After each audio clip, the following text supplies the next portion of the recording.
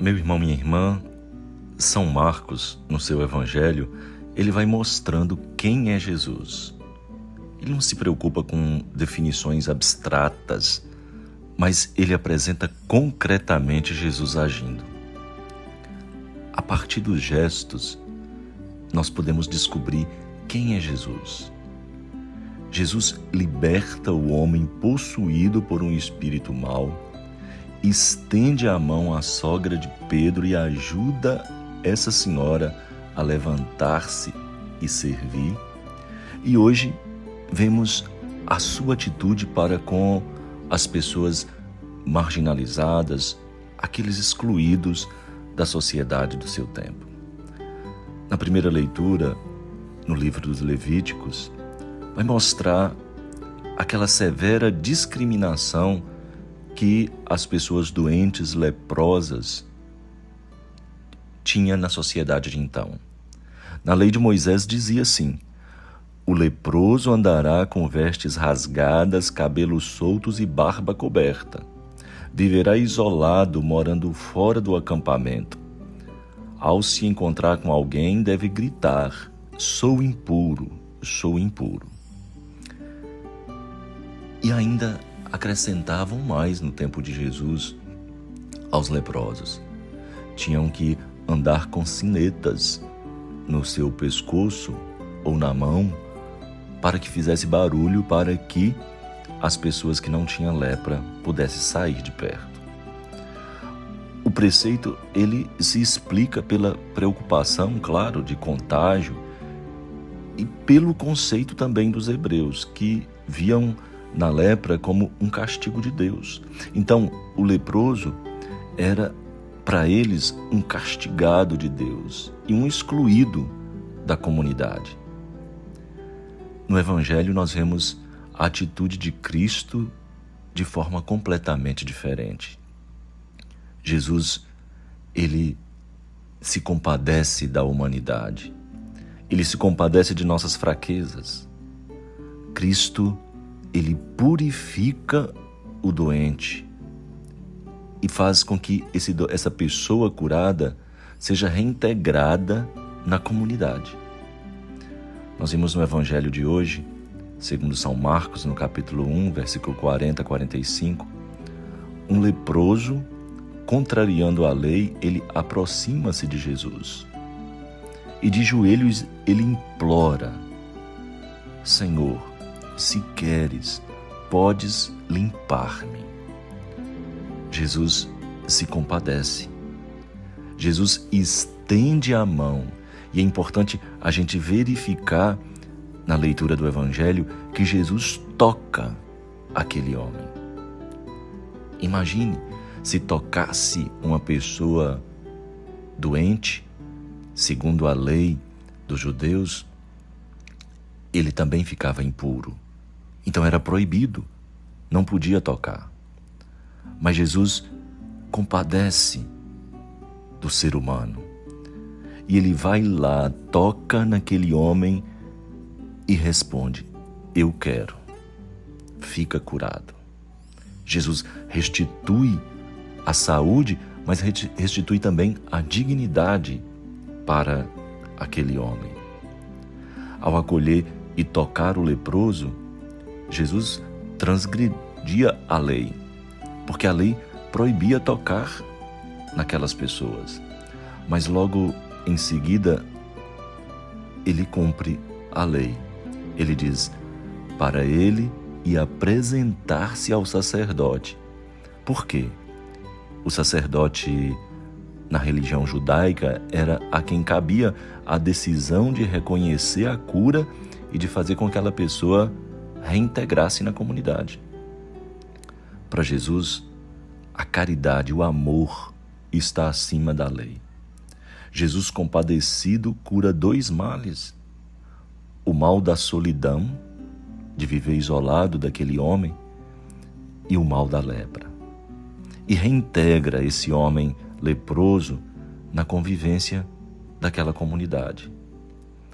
O leproso, ele, ao experimentar o poder salvador de Jesus, ele torna-se diz a Escritura, um ardoroso testemunha do amor e da bondade de Deus. Meu irmão, minha irmã, Deus não exclui ninguém. Todos são chamados a integrar a família dos filhos de Deus. O leproso, ele não é um marginal, um pecador condenado, um homem indigno, mas um filho amado a quem Deus quer oferecer a salvação e a vida. O caminho do leproso deve ser o caminho de todos os discípulos. Vir a Jesus, aceitar a própria limitação humana, a própria dor, a própria doença e experimentar a misericórdia e o poder libertador do Senhor. E tornar-se testemunha das grandes obras de Deus. Algumas pessoas, alguns teólogos, veem nesse episódio do Evangelho de hoje elementos do sacramento da penitência, da confissão. A penitência, a reconciliação ou confissão, é um encontro com Jesus que cura a lepra do pecado e reintroduz na comunidade eclesial. Padre, mas o que são os leprosos de hoje? Infelizmente, a lepra ainda hoje existe em nossa sociedade e na igreja. Há muitos excluídos, mantidos fora do acampamento, fora daquele meio. São os rejeitados, como se fossem leprosos. Todos os diversos, todos os diferentes, os que pensam ou agem diferente daquelas pessoas que comandam as comunidades. E quando alguém se sente um leproso, a quem ele deve se dirigir? Será que poderá contar com o apoio dos cristãos, da igreja? Com a mesma confiança, ele poderia contar com a confiança daquele leproso que foi lá procurar Jesus? Meu irmão, minha irmã, leprosos de hoje são os que vivem nos barracos das favelas, das grandes cidades ou das pequenas cidades.